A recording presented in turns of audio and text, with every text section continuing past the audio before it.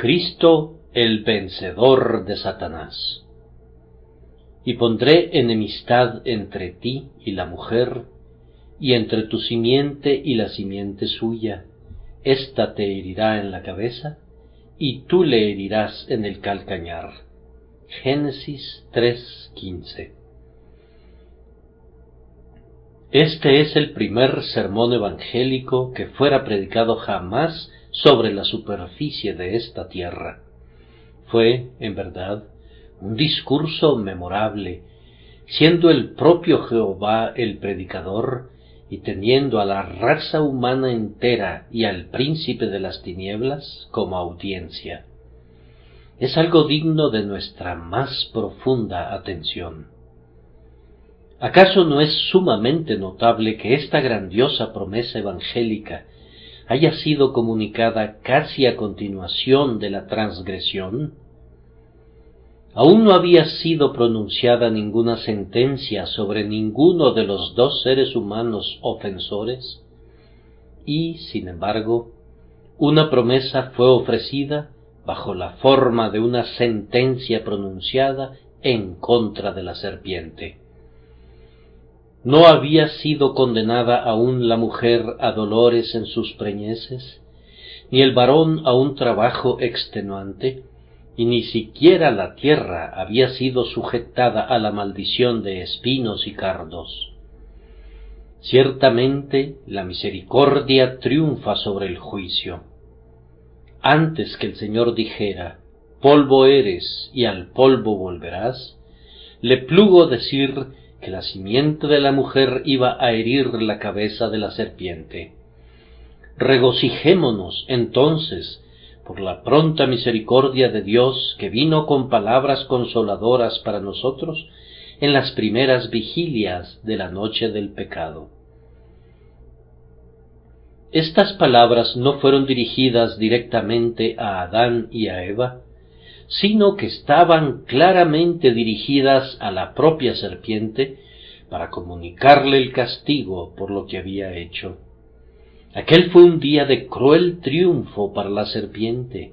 Le embargaba el gozo que su tenebrosa mente era capaz de experimentar, pues se había entregado a su malicia y había gratificado su inquina. Había destruido en el peor sentido una parte de las obras de Dios, había introducido el pecado en el nuevo mundo, había sellado a la raza humana con su propia imagen y había acumulado nuevas fuerzas para promover la rebelión y para multiplicar la transgresión, y por tanto sentía esa suerte de alegría que puede conocer un demonio que lleva un infierno en su interior. Pero ahora Dios interviene, asume el pleito personalmente y hace que el demonio sea avergonzado en el propio campo de batalla en el que había obtenido un éxito temporal. Le dice al dragón que él se encargará de habérselas con él. Esta contienda no será entre la serpiente y el hombre, sino entre Dios y la serpiente. Dios dice con solemnes palabras, pondré enemistad entre ti y la mujer, y entre tu simiente y la simiente suya, y promete que en el cumplimiento del tiempo surgirá un adalid, el cual, si bien sufrirá, golpeará al poder del mal en una parte vital y herirá a la serpiente en la cabeza. Me parece que este era un mensaje de misericordia todavía más consolador para Adán y Eva, porque tendrían la seguridad de que el tentador sería castigado, y como ese castigo implicaba una bendición para ellos, la venganza merecida por la serpiente sería la garantía de misericordia para ellos mismos. Sin embargo, al dar la promesa de esa manera indirecta, el Señor tuvo la intención de decir, no hago esto por ustedes, oh varón y mujer caídos, ni por sus descendientes, sino por mi propio nombre y honra, para que no sean profanados ni blasfemados entre los espíritus caídos. yo asumo reparar el daño que ha sido causado por el tentador, para que mi nombre y mi gloria no sufran mengua entre los espíritus inmortales que miran la escena desde lo alto. Todo esto sería muy humillante, aunque muy consolador para nuestros padres, si pensaron en ello, viendo que la misericordia otorgada por la bondad de Dios es siempre más segura para nuestra turbada aprensión que cualquier favor que pudiera sernos prometido por nosotros mismos.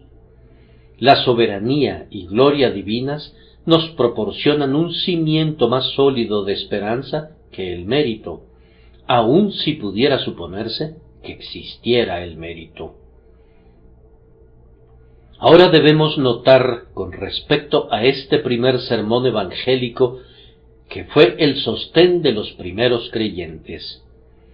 Esta fue toda la revelación que Adán conoció y toda la revelación que Abel recibió.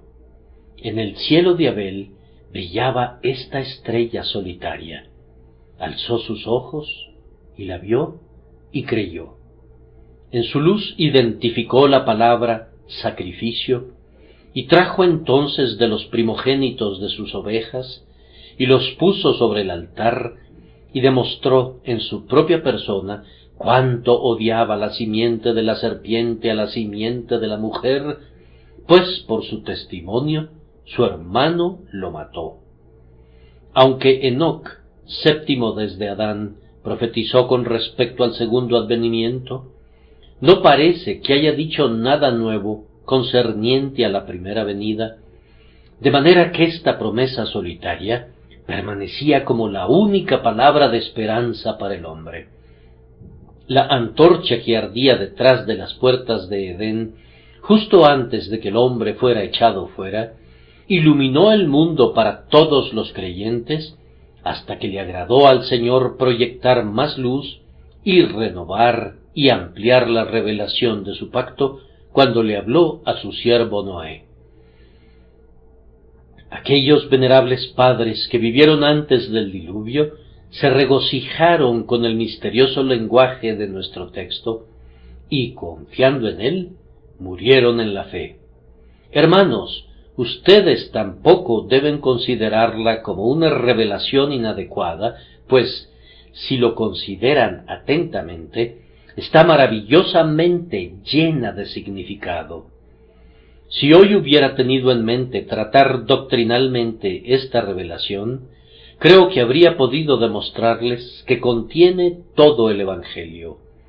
Están presentes en su interior, cual un roble en germen dentro de una botella, todas las grandes verdades que conforman el Evangelio de Cristo. Observen que allí está presente el gran misterio de la encarnación. Cristo es esa simiente de la mujer de la que se habla allí, y hay una alusión bastante clara a cómo se efectuaría la encarnación. Jesús no nació conforme al proceso ordinario de los hijos de los hombres. María fue cubierta con la sombra del Espíritu Santo, y el santo ser que nació de ella era, en cuanto a su humanidad, únicamente simiente de la mujer. Como está escrito, he aquí que la Virgen concebirá y dará a luz un hijo, y llamará su nombre Emmanuel. La promesa enseña claramente que el libertador nacería de una mujer, y visto cuidadosamente, también anuncia el método divino de la concepción y el nacimiento del Redentor. También se enseña aquí claramente la doctrina de las dos simientes: pondré enemistad entre ti y la mujer, y entre tu simiente y la simiente suya. Evidentemente habría en el mundo una simiente de la mujer del lado de Dios y en contra de la serpiente, y una simiente de la serpiente que estaría siempre del lado del mal, tal como ocurre hasta este día. Coexisten la Iglesia de Dios y la sinagoga de Satanás. Vemos a un Abel y a un Caín, a un Isaac y a un Ismael, a un Jacob y a un Esaú, Vemos a los que son nacidos según la carne y que son hijos de su padre el diablo, pues hacen sus obras, y vemos a los que son nacidos de nuevo, nacidos según el Espíritu, según el poder de la vida de Cristo, que son en Cristo Jesús la simiente de la mujer y que contienden denodadamente contra el dragón y su simiente. Aquí también está claramente anunciado el grandioso hecho de los sufrimientos de Cristo. Tú le herirás en el calcañar. Dentro del significado de esas palabras encontramos la historia completa de los dolores de nuestro Señor desde Belén hasta el Calvario. Ésta te herirá en la cabeza. Ahí está el desmoronamiento del regio poder de Satanás. Ahí está la remoción del pecado. Ahí está la destrucción de la muerte por la resurrección. Ahí está el llevar cautiva la cautividad en la ascensión. Ahí está la victoria de la verdad en el mundo por medio del descenso del Espíritu. Y ahí está la gloria de los últimos días en los que Satanás será atado. Y ahí está, por último, el lanzamiento del maligno y de todos sus seguidores en el lago de fuego. Tanto el conflicto como la victoria están dentro del significado de estas palabras fructíferas.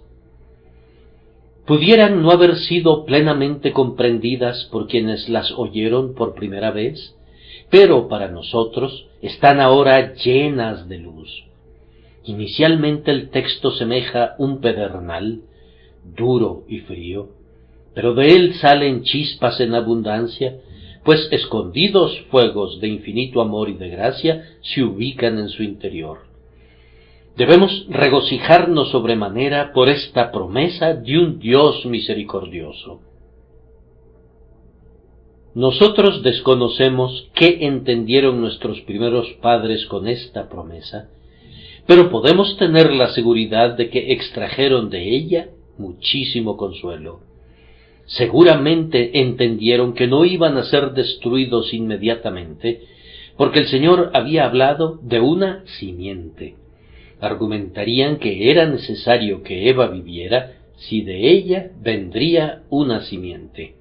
Entendieron también que si esa simiente habría de vencer a la serpiente y herirla en su cabeza, eso tenía que ser un buen augurio para ellos mismos. No podían dejar de ver que les habría de ser conferido algún grande y misterioso beneficio por la victoria que su simiente obtendría sobre el instigador de su ruina. Siguieron adelante creyendo esto, y fueron consolados en los dolores de las preñeces y en los arduos trabajos, y no dudo de que tanto Adán como su esposa entraran en el reposo eterno creyendo en esas cosas. Esta mañana me propongo utilizar este texto de tres maneras. Primero, notaremos sus hechos. En segundo lugar, consideraremos la experiencia en el interior del corazón de cada creyente que concuerda con esos hechos. Y luego, en tercer lugar, consideraremos el estímulo que tanto el texto como su contexto en su conjunto nos proporcionan. Los hechos. Los hechos son 4, y yo les pido su profunda atención a los mismos. El primero es que fue provocada una enemistad. El texto comienza: pondré enemistad entre ti y la mujer. Habían sido muy amigos. La mujer y la serpiente se habían tratado. La mujer pensaba en aquel tiempo que la serpiente era su amiga, y era su amiga a tal grado que siguió su consejo a pesar del precepto de Dios, y estuvo dispuesta a creer cosas malas acerca del grandioso Creador, sólo porque esta serpiente astuta y malvada se las insinuaba. Ahora bien, en el momento en que Dios habló, esa amistad entre la mujer y la serpiente había concluido en cierta medida, pues ella había acusado a la serpiente ante Dios, diciendo: la serpiente me engañó y comí. Hasta aquí todo va bien. La amistad de los pecadores no dura mucho.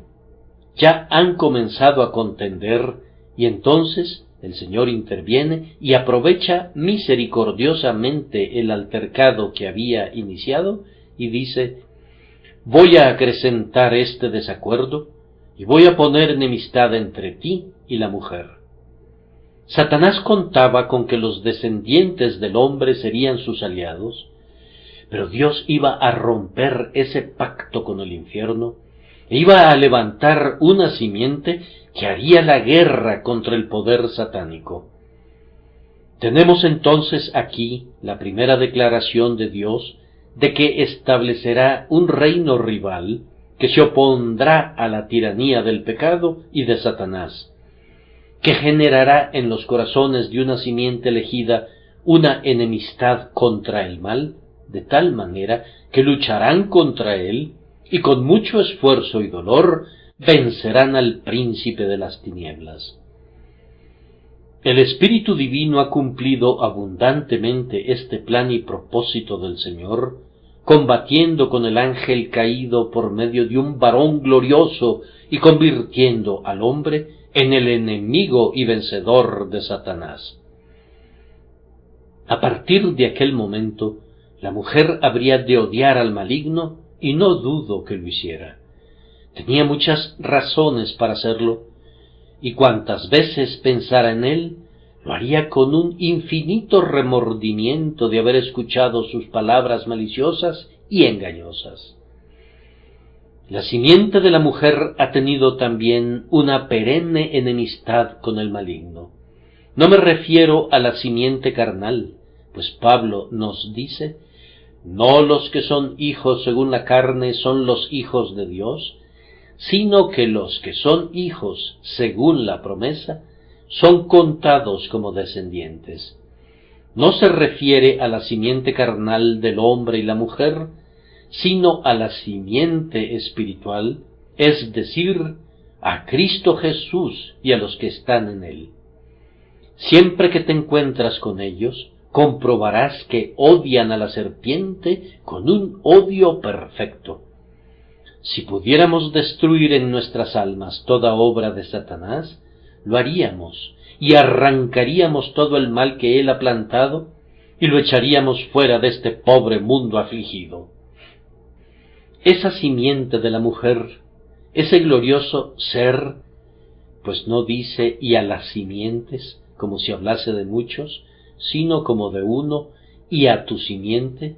Ustedes saben cómo aborreció al demonio y todas sus ardides.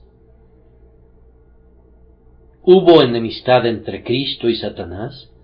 Pues él vino para destruir las obras del diablo y para liberar a quienes están bajo su servidumbre.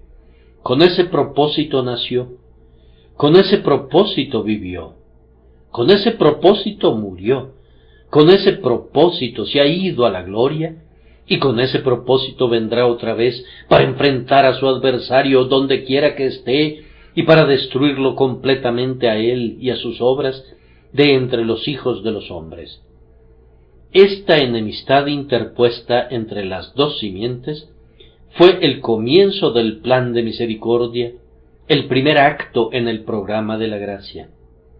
De la simiente de la mujer se dijo a partir de entonces: has amado la justicia y aborrecido la maldad.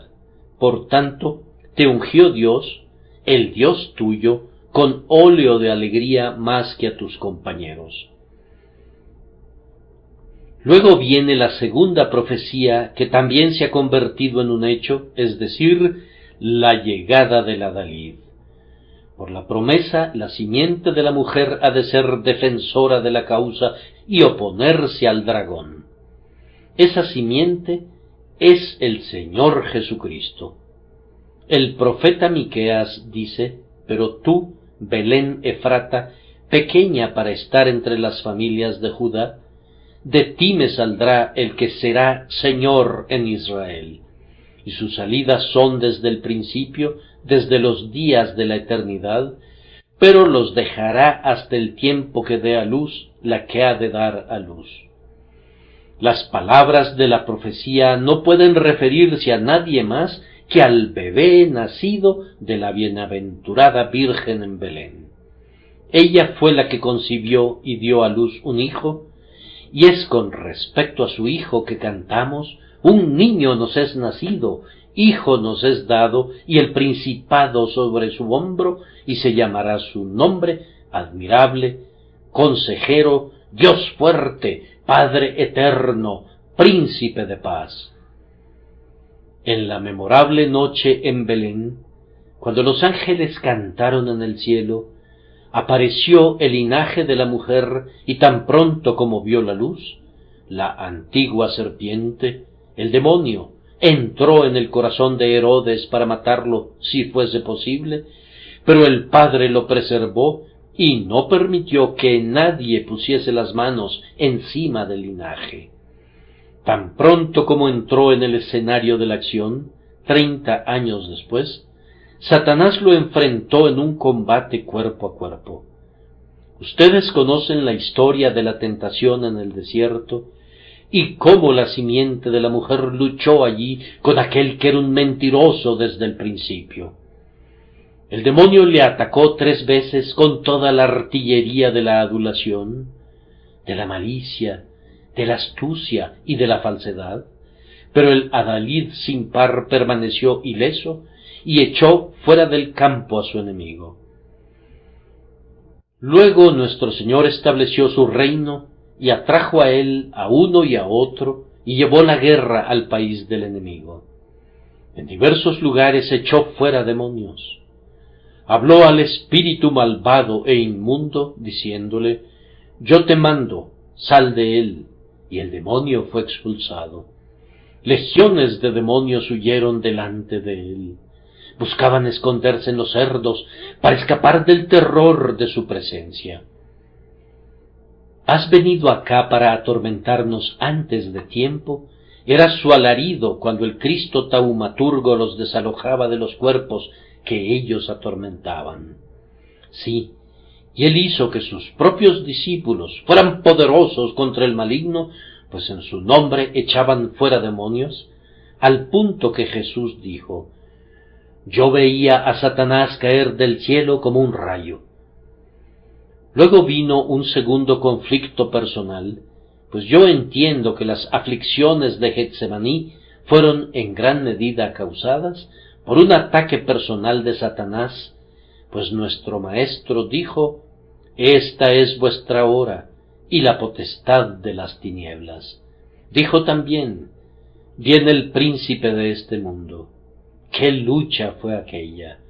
Aunque Satanás nada tenía en Cristo, buscaba, de ser posible, apartarlo de consumar el grandioso sacrificio. Y allí sudó nuestro Maestro como grandes gotas de sangre que caían hasta la tierra en la agonía que le costó contender con el diablo. Fue entonces que nuestro adalid comenzó la última lucha de todas, que ganó al punto que hirió la cabeza de la serpiente. Y no terminó hasta que hubo despojado a los principados y a las potestades, y los hubo exhibido públicamente. Ahora ha pasado la hora de las tinieblas, Cristo ha asumido su reinante poder. He aquí el gran acusador ha sido derrocado de su asiento para no reinar más. Nuestro glorioso Señor continúa el conflicto en su simiente. Nosotros predicamos a Cristo crucificado, y cada sermón hace que tiemblen las puertas del infierno. Nosotros llevamos a los pecadores a Jesús por el poder del Espíritu, y cada convertido es una piedra arrancada de la pared del poderoso castillo de Satanás. Sí, y el día vendrá cuando el maligno será vencido en todas partes, y serán cumplidas las palabras de Juan en el Apocalipsis. Y fue lanzado fuera el gran dragón, la serpiente antigua, que se llama Diablo y Satanás, el cual engaña al mundo entero. Fue arrojado a la tierra, y sus ángeles fueron arrojados con él. Entonces oí una gran voz en el cielo que decía: Ahora ha venido la salvación, el poder y el reino de nuestro Dios y la autoridad de su Cristo, porque ha sido lanzado fuera el acusador de nuestros hermanos, el que los acusaba delante de nuestro Dios día y noche. Así prometió el Señor Dios en las palabras de nuestro texto un adalid que sería la simiente de la mujer, y entre él y Satanás habría guerra por los siglos de los siglos. Ese adalid ha llegado, el hijo varón ha nacido, y aunque el dragón está airado con la mujer, y hace la guerra contra el remanente de su simiente que guarda el testimonio de Jesucristo, no obstante la batalla es del Señor, y la victoria le corresponde a aquel cuyo nombre es fiel y verdadero, quien juzga y hace la guerra en justicia. El tercer hecho que surge del texto, aunque no en ese orden preciso, es que el calcañar de nuestro adalid sería herido. ¿Necesitan que les explique esto?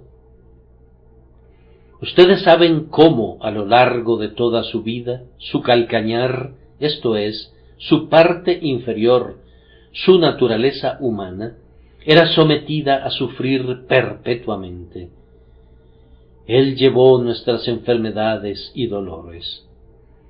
Pero la provocación de las heridas llegó principalmente cuando, tanto en cuerpo como en mente, su naturaleza humana entera fue conducida a la agonía, cuando su alma estaba muy triste hasta la muerte, y sus enemigos traspasaron sus manos y sus pies, y él soportó la vergüenza y el dolor de la muerte por crucifixión. Miren a su Señor y a su Rey sobre la cruz, todo teñido con sangre y polvo. Allí fue herido su calcañar de manera sumamente cruel. Cuando bajan ese precioso cuerpo y lo envuelven en limpio lino blanco y lo cubren con especias y lo colocan en la tumba de José, lloran mientras cargan ese cofre en el que había morado la deidad, pues allí Satanás había herido su calcañar otra vez. No se trataba meramente de que Dios le había herido, con todo eso Jehová quiso quebrantarlo, sino de que el demonio había desatado a Herodes y a Pilato y a Caifás y a los judíos y a los romanos, todos ellos siendo sus instrumentos, para ponerlos en contra de aquel que sabía que era el Cristo, de manera que fue herido por la serpiente antigua. Sin embargo, eso fue todo. Únicamente fue herido su calcañar, no fue herida su cabeza, pues he aquí, el adalid resucita. La herida no fue ni permanente ni mortal. A pesar de que él muere, es tan breve el intervalo en que dormita en la tumba que su santo cuerpo no ve la corrupción y sale de allí perfecto y hermoso en su humanidad, levantándose de la tumba como de un reconfortante sueño después de un día muy largo de incesante trabajo. Oh, el triunfo de esa hora. Así como Jacob, cuando venció al ángel, sólo cojeaba de su cadera, así también Jesús sólo retiene una cicatriz en su calcañar, la cual ostenta en los cielos como su gloria y hermosura. Delante del trono semeja un cordero que ha sido inmolado, pero vive para Dios en el poder de una vida sin fin. A continuación viene el cuarto hecho, es decir, que mientras su calcañar estaba siendo herido, él iba a pisar la cabeza de la serpiente. La figura representa al dragón infligiendo una herida en el calcañar del adalid, pero al mismo tiempo el propio adalid aplasta con ese calcañar la cabeza de la serpiente con un efecto fatal. Por sus sufrimientos Cristo ha vencido a Satanás. Con el calcañar herido, él ha pisado la cabeza que planeó provocar la herida. He aquí lo inmolan los hijos del infierno, pero mientras pende entre la tierra y los cielos, él le propina a su príncipe un golpe fatal y triunfa sobre las potestades inferiores. Aunque Satanás no está muerto, hermanos míos, yo estaba a punto de decir que ojalá lo estuviera, y aunque no se ha convertido y nunca se convertirá, y la malicia de su corazón permanecerá siempre en él, con todo, Cristo ha aplastado su cabeza de tal manera que no ha podido lograr sus propósitos. Satanás tenía la intención de hacer que la raza humana fuera cautiva de su poder, pero más bien es redimida de su yugo de hierro. Dios ha liberado a muchos, y el día vendrá cuando Él limpiará a la tierra entera del rastro asqueroso de la serpiente, de tal manera que el mundo entero se llenará de las alabanzas de Dios. La serpiente pensaba que este mundo sería el escenario de su victoria sobre Dios y el bien, en vez de lo cual ya es el más grandioso teatro de sabiduría divina, de amor, gracia y poder. Ni el cielo mismo resplandece tanto con misericordia como la tierra, pues es aquí que el Salvador derramó su sangre, cosa que no puede decirse de los atrios del paraíso en lo alto. Además, sin duda pensó que al conducir a nuestra raza al descarrío y acarrearle la muerte, había entorpecido eficazmente la obra del Señor. Se regocijaba porque todos experimentarían el gélido sello de la muerte y porque sus cuerpos se pudrirían en el sepulcro. ¿Acaso no había arruinado la obra de las manos de su grandioso Señor? Dios puede hacer al hombre como una curiosa criatura con venas y vasos sanguíneos entrelazados, y con tendones y músculos, y puede poner en su nariz el aliento de vida.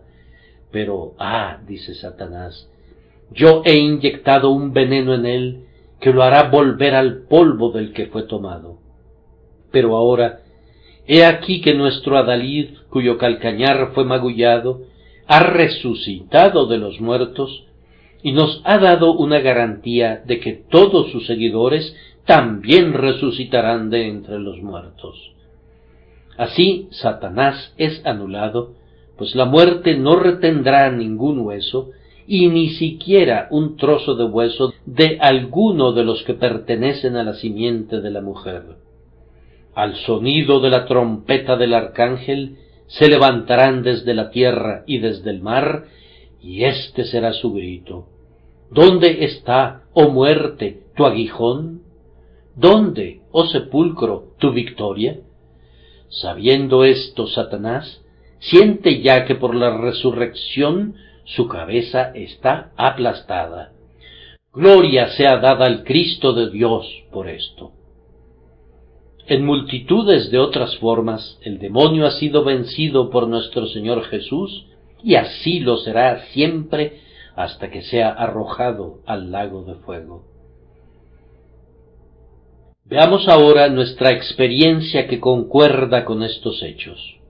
Hermanos y hermanas, todos los que hemos sido salvados, éramos por naturaleza hijos de ira, lo mismo que los demás.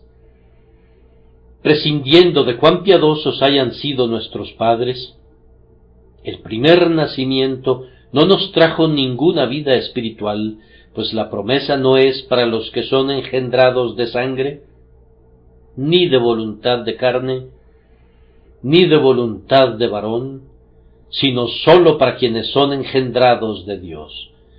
Lo que es nacido de la carne, carne es, no puede lograrse que sea otra cosa, sigue siendo lo mismo, y la carne, o la mente carnal, permanece en la muerte. Los designios de la carne no se sujetan a la ley de Dios, ni tampoco pueden. Aquel que nace en este mundo solo una vez, y no sabe nada del nuevo nacimiento, debe ubicarse en medio de la simiente de la serpiente, pues únicamente por la regeneración podemos reconocernos como la simiente verdadera.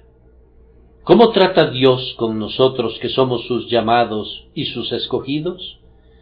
Él tiene la intención de salvarnos. ¿Y cómo obra para ese fin?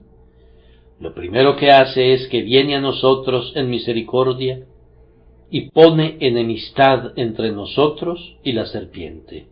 Esa es la primerísima obra de gracia. Una vez hubo paz entre nosotros y Satanás. Cuando él tentó, nosotros cedimos, creímos todo lo que nos enseñó, éramos sus esclavos voluntarios.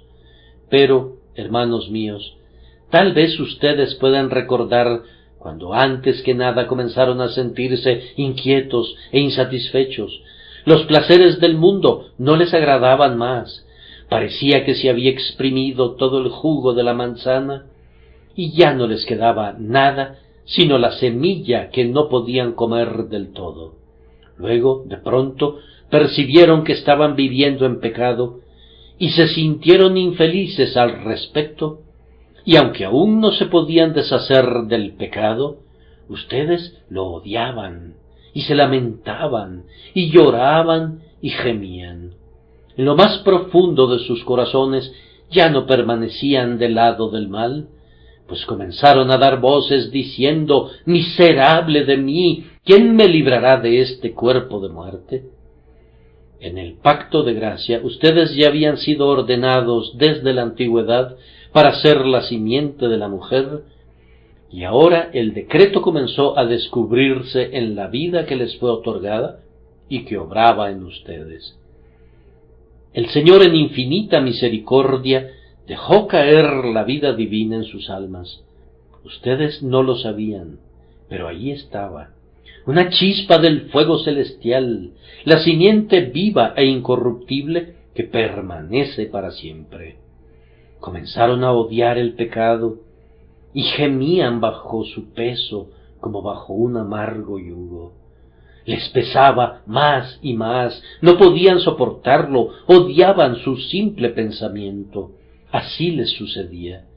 ¿Les sucede así ahora? ¿Hay todavía enemistad entre ustedes y la serpiente? Ciertamente ustedes son cada vez más los jurados enemigos del mal y están dispuestos a reconocerlo. Entonces llegó el adalid, es decir, Cristo en vosotros, la esperanza de gloria. Oyeron acerca de él y entendieron la verdad con respecto a él, y parecía algo maravilloso que él fuera su sustituto y ocupara el lugar y la posición de ustedes, y llevara su pecado y toda su maldición y su castigo, y que él diera su justicia, sí, su propia persona, para que ustedes fueran salvados. Entonces vieron cómo podía ser vencido el pecado, ¿no es cierto? Tan pronto como su corazón comprendió a Cristo, entonces vieron que lo que era imposible para la ley, por cuanto era débil por la carne, Cristo era capaz de lograrlo, y que el poder del pecado y de Satanás, bajo el cual habían estado esclavizados y que ahora aborrecían, podía ser quebrantado y destruido, y lo sería, porque Cristo vino al mundo para vencerlo. A continuación, ¿recuerdas cómo fuiste conducido a ver el calcañar herido de Cristo, y a quedarte asombrado y a observar lo que había obrado en él la enemistad de la serpiente? ¿No comenzaste a sentir tú mismo el calcañar herido? ¿No te atormentaba el pecado? ¿Acaso su simple pensamiento no te vejaba? ¿Acaso tu propio corazón no se volvió una plaga para ti? ¿No comenzó a tentarte Satanás? ¿No te inyectó pensamientos blasfemos y no te incitaba a tomar medidas desesperadas? ¿No te enseñó a dudar de la existencia de Dios y de la misericordia de Dios y de la posibilidad de tu salvación, y así sucesivamente? De esa manera roía tu calcañar. Todavía practica sus viejas mañas. Con un gozo malicioso, él aflige a quien no puede devorar. ¿No te comenzaron a molestar tus amigos mundanos? No te dieron la espalda porque vieron algo en ti que era muy extraño y raro para su gusto. No atribuyeron tu conducta al fanatismo, al orgullo, a la obstinación, a la intolerancia y a cosas parecidas. Esta persecución se debe a que la simiente de la serpiente está comenzando a descubrir a la simiente de la mujer para continuar con la vieja guerra. ¿Qué dice Pablo? Pero como entonces el que había nacido según la carne perseguía al que había nacido según el Espíritu, así también ahora. La verdadera piedad es algo artificial y extraño para ellos, y no pueden terminar con eso. Aunque ya no hay hogueras en Smithfield, ni hay potros de tormento en la torre, la enemistad del corazón humano en contra de Cristo y de su simiente es precisamente la misma, y muy a menudo se hace evidente en vituperios que son muy difíciles de soportar para los corazones tiernos. Bien, esto es que su calcañar está siendo herido para que se identifique con las heridas sufridas por el calcañar de la gloriosa simiente de la mujer. Pero, hermanos, ¿saben algo del otro hecho? Es decir, que nosotros vencemos, pues la cabeza de la serpiente es quebrantada en nosotros. ¿Cómo dices?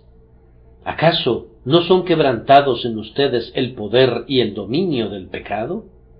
¿Acaso no sienten que no pueden pecar porque son nacidos de Dios?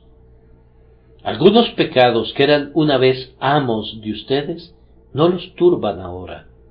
Conocí a un hombre que era culpable de decir juramentos profanos, pero desde el momento de su conversión no ha tenido nunca ninguna dificultad con eso. Hemos conocido a un hombre arrebatado a la borrachera, y por la gracia divina, la cura ha sido muy maravillosa y completa. Hemos conocido a unos individuos que han sido liberados de una vida inmunda y se han vuelto castos y puros de inmediato porque Cristo le ha propinado tales golpes al antiguo dragón que ya no podía tener poder sobre ellos en ese sentido. La simiente elegida peca y lo lamenta, pero no son esclavos del pecado. Su corazón no va tras el pecado. Tienen que decir algunas veces, lo que aborrezco, eso hago, pero son infelices cuando es así. Ellos están de acuerdo en su corazón que la ley de Dios es buena, y suspiran y claman pidiendo ayuda para obedecerla, pues ya no están más bajo la esclavitud del pecado. En ellos son quebrantados el poder reinante y el dominio de la serpiente. A continuación, es quebrantado de esta manera, que la culpa del pecado desaparece. El gran poder de la serpiente radica en el pecado no perdonado. La serpiente clama, te he hecho culpable, yo te puse bajo maldición. No, decimos nosotros, hemos sido liberados de la maldición y ahora somos bendecidos, pues escrito está, bienaventurado aquel cuya transgresión ha sido perdonada y cubierto su pecado. Ya no somos más culpables, pues ¿quién acusará a los escogidos de Dios? Cristo es el que ha justificado. ¿Quién es el que condenará? He aquí un golpe contundente a la cabeza del antiguo dragón, del que nunca se recuperará. Con mucha frecuencia el Señor nos concede saber también qué es vencer la tentación y romper así la cabeza del diablo. Satanás nos atrae con muchas carnadas. Él ha estudiado bien nuestros puntos, conoce la debilidad de la carne, pero muchísimas veces, bendito sea Dios, lo hemos anulado completamente para su eterna vergüenza. El diablo debe de haberse sentido ruin aquel día cuando trató de vencer a Job, cuando lo arrastró hasta un muladar, le robó todo, lo cubrió de llagas, y con todo no pudo hacer que cediera. Job venció cuando clamó, he aquí, aunque él me matare, en él esperaré. Un débil hombre había vencido a un demonio que podía desatar al viento, derribar una casa y destruir a la familia que festejaba en ella. Diablo como es, y príncipe coronado del poder del aire, fue derrotado por el pobre patriarca enlutado, uno de la simiente de la mujer, que estaba sentado cubierto de llagas sobre el muladar, gracias a la fuerza de la vida interior. Ustedes, hijos de Dios, opónganse a su furia, resistan, y él se irá. Así se le enfrentó nuestro amadísimo Señor, y sólo le venció. Además, amados hermanos, tenemos la esperanza de que la propia existencia del pecado en nosotros será destruida. El día vendrá cuando seremos sin mancha, ni arruga, ni cosa parecida, y estaremos delante del trono de Dios, sin haber sufrido lesión alguna por la caída y por todas las maquinaciones de Satanás, pues son sin mancha delante del trono de Dios. ¡Qué triunfo será ese! El Dios de paz aplastará en breve a Satanás bajo vuestros pies. Cuando Él los haya perfeccionado y liberado de todo pecado, ¿cómo lo hará? Ustedes en verdad habrán herido la cabeza de la serpiente.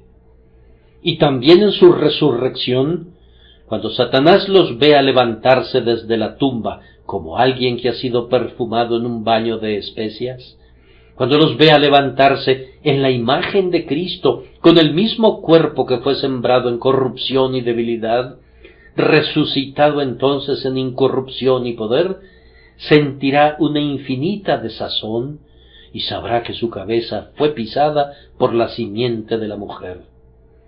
Debo agregar que cada vez que alguno de nosotros es utilizado en salvar almas, repetimos, por así decirlo, el aplastamiento de la cabeza de la serpiente.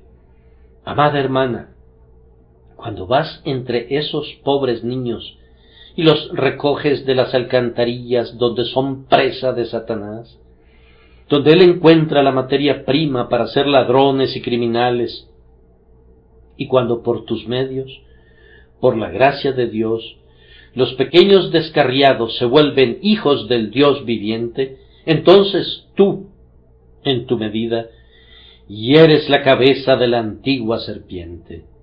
Yo te ruego que no lo perdones. Cuando nosotros, por la predicación del Evangelio, volvemos a los pecadores del error de sus caminos, de manera que escapan del poder de las tinieblas, herimos de nuevo la cabeza de la serpiente. Siempre que de cualquier forma o manera ustedes son bendecidos para la ayuda de la causa de la verdad y de la justicia en el mundo, también ustedes, que una vez estuvieron bajo su poder y aún ahora tienen que sufrir algunas veces sus mordiscos en los tobillos, pisotean su cabeza. Ustedes vencen en todas las liberaciones y victorias y demuestran que esta promesa es verdadera: sobre el león y el áspid pisarás, hollarás al cachorro del león y al dragón. Por cuanto en mí ha puesto su amor, yo también lo libraré, le pondré en alto por cuanto ha conocido mi nombre. Hablemos un momento sobre la motivación que nuestro texto y el contexto nos proporcionan, pues me parece que abunda. Hermanos, yo quiero que ejerciten la fe en la promesa y que sean consolados. Evidentemente, el texto animó mucho a Adán. No creo que le hayamos dado suficiente importancia a la conducta de Adán después de que el Señor le hubo hablado. Noten la sencilla pero concluyente prueba que dio de su fe. Algunas veces una acción pudiera ser muy insignificante y sin importancia, y con todo, tal como una paja muestra en qué dirección sopla el viento, esa acción puede exhibir de inmediato, si se reflexiona al respecto, el estado integral de la mente del hombre. Adán actuó creyendo en lo que Dios dijo, pues leemos: y llamó Adán el nombre de su mujer Eva o vida, por cuanto ella era madre de todos los vivientes. versículo 20. Ella no era de ninguna manera una madre en ese momento, pero como la vida vendría por medio de ella, en virtud de la simiente prometida, Adán afirma su plena convicción en la verdad de la promesa, aunque en aquel momento la mujer no hubiera dado a luz a ningún hijo. Allí estaba Adán, recién salido de la imponente presencia de Dios. ¿Qué más podía decir? Pudo haber dicho con el profeta: mi carne se ha estremecido por temor de ti, pero aún entonces se vuelve hacia su culpable compañera al tiempo que ella está temblando allí también y la llama Eva, madre de la vida por venir. El padre Adán habló grandilocuentemente. Eso lo hace elevarse en nuestra estimación. Si hubiese sido dejado a sí mismo, habría murmurado, o al menos se habría desesperado, pero no, su fe en la nueva promesa le dio esperanza. No pronunció ni una sola palabra de queja contra la condenación de arar con trabajo la tierra ingrata, ni de parte de Eva hubo una sola palabra de queja sobre las aflicciones que acompañarían a la condición de madre. Cada uno de ellos acepta la bien merecida sentencia, lo cual denota la perfección de su resignación. Su única palabra está llena de sencilla fe. No había ningún hijo en quien fijar sus esperanzas, y la verdadera simiente no nacería sino hasta después de muchas edades. Con todo, Eva ha de ser la madre de todo ser viviente, y así la llama. Hermano mío, ejercita una fe semejante en la más amplia revelación que Dios te ha dado, y siempre extrae el mayor consuelo de ella. Siempre que recibas una promesa de Dios, asegúrate de extraer lo más que puedas de ella. Si implementas esa regla, será maravilloso el consuelo que obtendrás. Algunas personas proceden sobre el principio de obtener lo más mínimo posible de la palabra de Dios. Yo creo que un plan de ese tipo es una manera apropiada con respecto a un hombre de palabra, entenderla siempre al mínimo, porque eso es lo que quiere decir. Pero la palabra de Dios ha de ser entendida al máximo, pues Él hará abundantemente por encima de lo que pides o incluso de lo que piensas. Noten, a manera de aliciente adicional, que podemos considerar nuestra recepción de la justicia de Cristo como un anticipo de la victoria final sobre el demonio.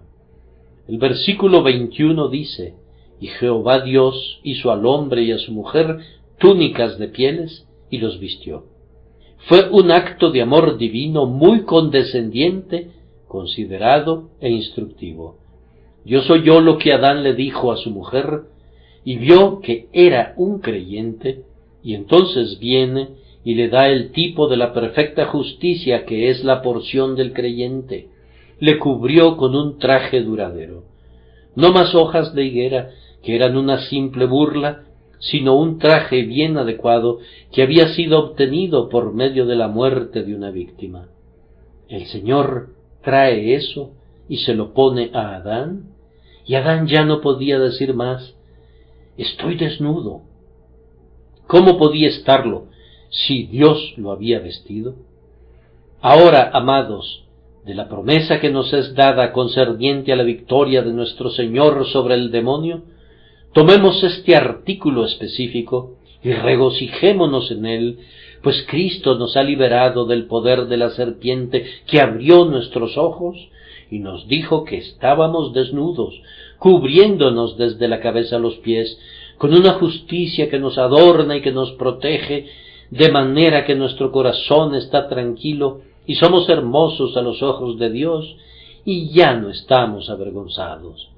A continuación, a modo de estímulo en la prosecución de la vida cristiana, yo les diría a los jóvenes que esperen ser asediados. Si han tenido problemas por ser cristianos, han de ser estimulados por ello. No lo lamenten, ni lo teman del todo. Antes bien, regocíjense en ese día y den saltos de júbilo, pues esta es la señal constante del pacto. Hay todavía enemistad entre la simiente de la mujer y la simiente de la serpiente, y si no experimentaran nada de eso, podrían comenzar a temer que estaban del lado equivocado. Ahora que se duelen bajo la mueca del sarcasmo y de la opresión, regocíjense y triunfen, pues ahora participan con la gloriosa simiente de la mujer en pisotear el calcañar de la serpiente. De esto proviene un estímulo adicional. Tu sufrimiento como cristiano no recae sobre ti por culpa tuya. Tú eres un compañero de la gran simiente de la mujer. Tú eres un aliado de Cristo. No debes pensar que el diablo se preocupa mucho por ti. La batalla en ti es en contra de Cristo. Vamos, si no estuvieras en Cristo, el demonio no te molestaría nunca. Cuando estabas sin Cristo en el mundo, podías pecar como quisieras, pero tus parientes y tus compañeros de trabajo no se habrían molestado para nada contigo, y más bien se habrían unido a ti en el pecado. Pero ahora la simiente de la serpiente te odia en Cristo. Esto exalta los sufrimientos de la persecución a una posición muy por encima de todas las aflicciones comunes. Me enteré de una mujer que fue condenada a muerte en los días marianos, y antes de que llegara el momento de ser quemada, le nació un niño, y ella gritaba en su aflicción. Un maligno adversario que estaba junto a ella le preguntó: ¿Cómo podrías morir por tu religión si haces ahora tanto escándalo? Ah, respondió ella, ahora sufro en mi propia persona como una mujer, pero entonces yo no voy a sufrir, sino Cristo en mí. Y estas no eran palabras ociosas, pues soportó su martirio con ejemplar paciencia y se levantó al cielo en su carro de fuego en santo triunfo. Si Cristo está en ti, nada hará que desfallezcas, sino que vencerás al mundo, a la carne y al demonio por la fe. Por último, resistamos siempre al demonio con esta creencia, que le ha sido aplastada la cabeza. Estoy inclinado a pensar que la manera que tenía Lutero de reírse del demonio era muy buena, ya que es digno de vergüenza y de desprecio sempiterno. Lutero le arrojó una vez un tintero a la cabeza cuando lo estaba tentando muy intensamente, y aunque el acto en sí mismo pareciera ser muy absurdo, fue con todo una verdadera ilustración de lo que ese gran reformador fue a lo largo de toda su vida, pues los libros que escribió equivalían verdaderamente a un tintero arrojado a la cabeza del diablo. Eso es lo que tenemos que hacer. Hemos de resistirle por todos los medios. Hagamos esto valerosamente y digámosle en su cara que no le tenemos miedo. Díganle que recuerde su cabeza herida, que él trata de cubrir con una corona de orgullo, o con una capucha papista, o con un gorro de doctor infiel. Lo conocemos y vemos las heridas mortales que ostenta. Su poder se ha desvanecido. Está peleando una batalla perdida. Está contendiendo contra la omnipotencia. Se ha puesto contra el juramento del Padre, contra la sangre del Hijo encarnado, contra el eterno poder y la deidad del Espíritu bendito, todos los cuales están comprometidos en la defensa de la simiente de la mujer en el día de la batalla. Por tanto, hermanos, permanezcan firmes, resistiendo al maligno, siendo fuertes en la fe, dando gloria a Dios. Es por tu sangre, inmortal Cordero, que tus ejércitos pisotean al tentador, es por tu palabra y poderoso nombre que ganan la batalla y el renombre. Regocíjense, cielos, que cada estrella brille con nuevas glorias alrededor del cielo. Santos, mientras cantan la guerra celestial, levanten en alto el nombre de su libertador.